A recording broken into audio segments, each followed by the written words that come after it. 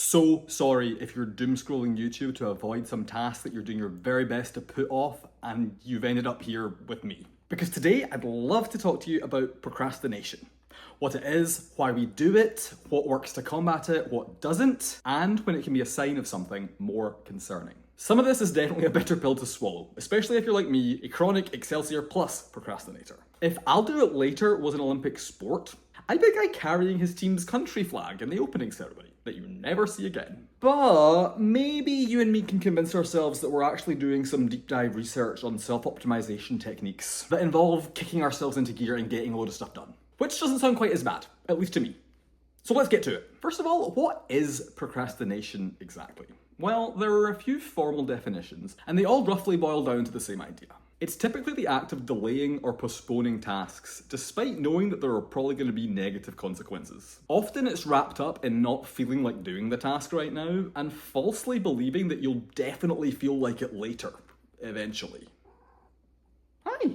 But of course that rarely happens, so the thing just never gets done until it smashes against something like a deadline or a consequence. Hi! But we all know procrastination isn't just about putting something off, it's about doing something else instead. Now my eyes just lit up a little bit there, and it's because I am really good at finding something else to do instead of the thing I'm supposed to be doing.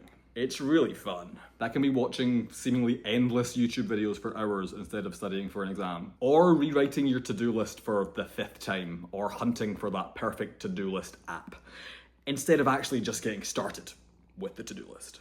If this is not sounding familiar to you, then I hate your guts and you should leave right now. Kidding, just kidding, I promise, you're probably great. But it sounds like you might not be as familiar with this most crunchy part of the human condition, procrastination. And that's okay, but just know, we do hate you a little bit. Now that they've left, let's talk about why we do this to ourselves. First of all, procrastination isn't about having some intrinsic laziness. For most people, it's about how our brains handle discomfort. Our brains usually want to avoid stress or boredom or failure, whether as a survival mechanism, energy conservation, or ego protection. So instead of doing the hard thing, often we look for that quick candy hit of dopamine fun. Scrolling your social media feeds, playing video games, suddenly deciding to organize your underwear drawer. Listen, there is a perfect system, I just haven't found it yet. We also look for instant gratification, right? Future you is totally gonna handle it for you. Spoiler alert, future you is actually going to be really mad at you and punish you in the way that only they can. Think finishing the milk for your cereal tomorrow. You can also totally be trying your best to get stuff done, but just have too much to do and get hit with decision fatigue. Usually, too many choices means no action. Maybe not when your day's starting out at 9 a.m, but by lunchtime, sure. Have you ever sat down towards the end of the day to start a task and just been magnetically repelled by it? It's not because you suck, it's just because you're kind of totally done.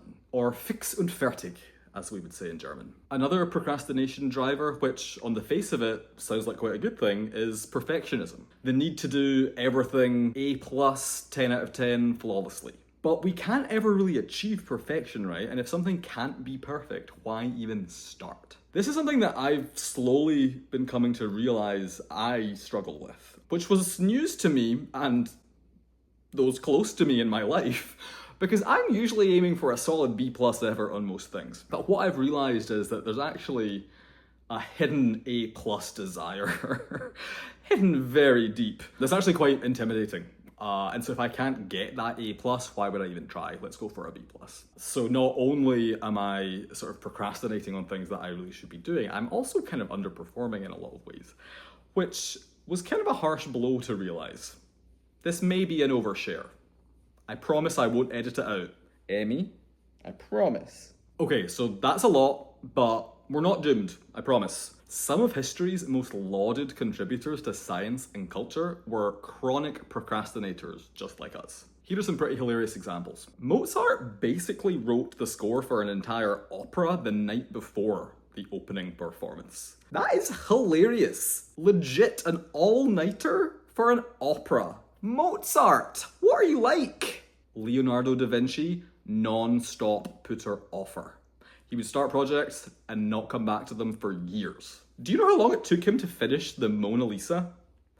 16 years by some accounts. And have you seen it in person? It's kind of a small painting.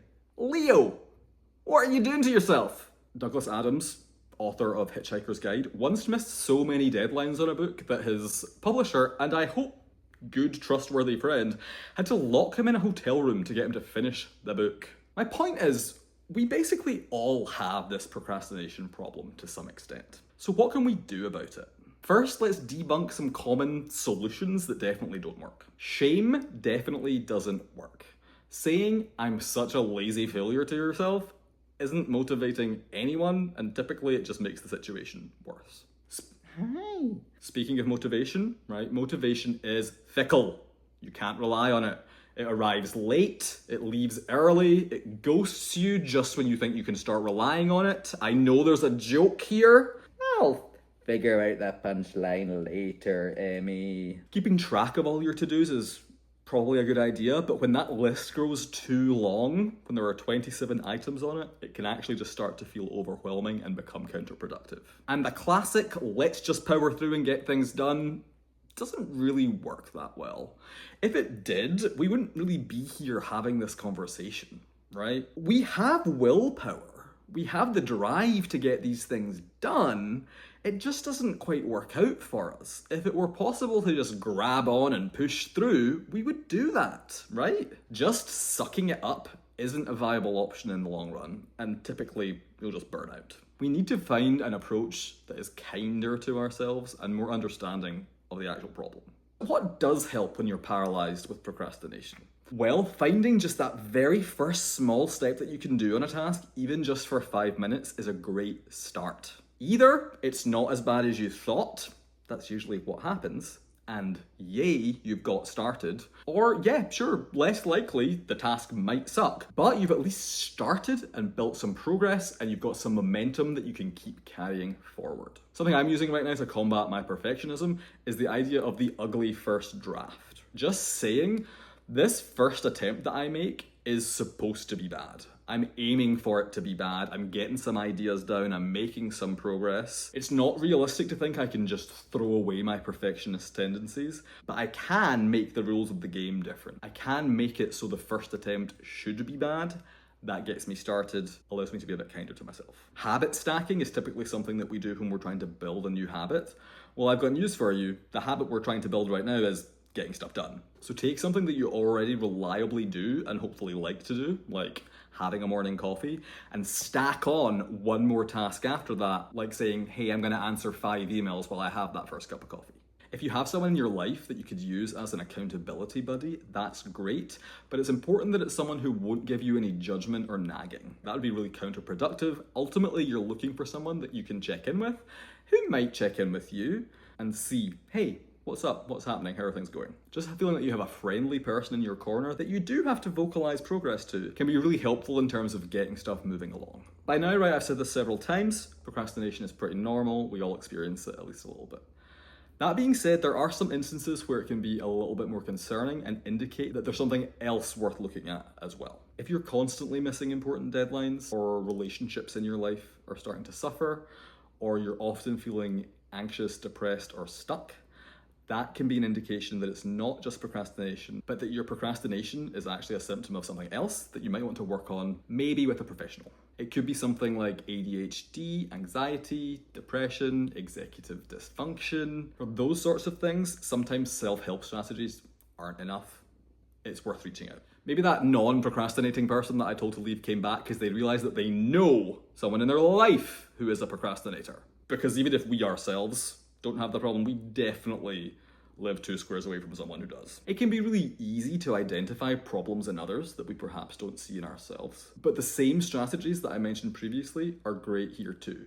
In particular, I'd highlight what not to do, right? We don't want to shame, nag, or guilt those close to us when it looks like they're procrastinating. What can be helpful? Well, offering to help break down a task into manageable chunks, offering gentle, compassionate nudges towards action, not pressure. Asking, have you thought about an easy first step you might take? Instead of, Why haven't you started yet, Neil? on a related note, it can be quite different procrastinating in your personal life versus doing so at work or at school. Often there are harsher, stricter deadlines or consequences in those situations, but sometimes those still aren't enough to get you moving. So what can you do? You can fake or plan for earlier due dates on tasks that are strictly necessary. Tell yourself the project or the exam is due 2 days earlier than it actually is. Now, this only works if you actually buy into that, but buy into it. It works. Speaking of deadlines, whether they're real or fake, make them public.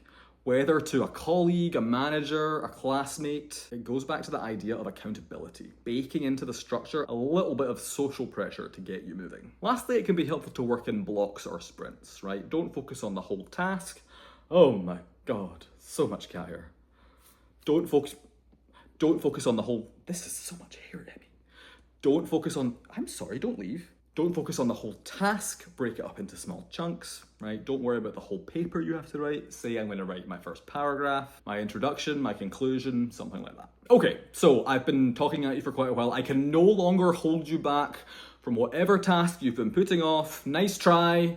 I can't myself procrastinate anymore from ending this video and actually having to edit all of this footage together. But let's just remember, the hardest part of any task is starting. No, actually, that's not true. Often the hardest part is finishing. So if you're procrastinating right now, this is your sign. Hit pause, minimize the window, get started on just what it is you need to be doing right now. Even if it's just for 5 minutes, 2 minutes, 1 minute, it probably won't be as bad as you're thinking. And if it is, I'll still be here. Come back. I've got lots more videos. I think that's probably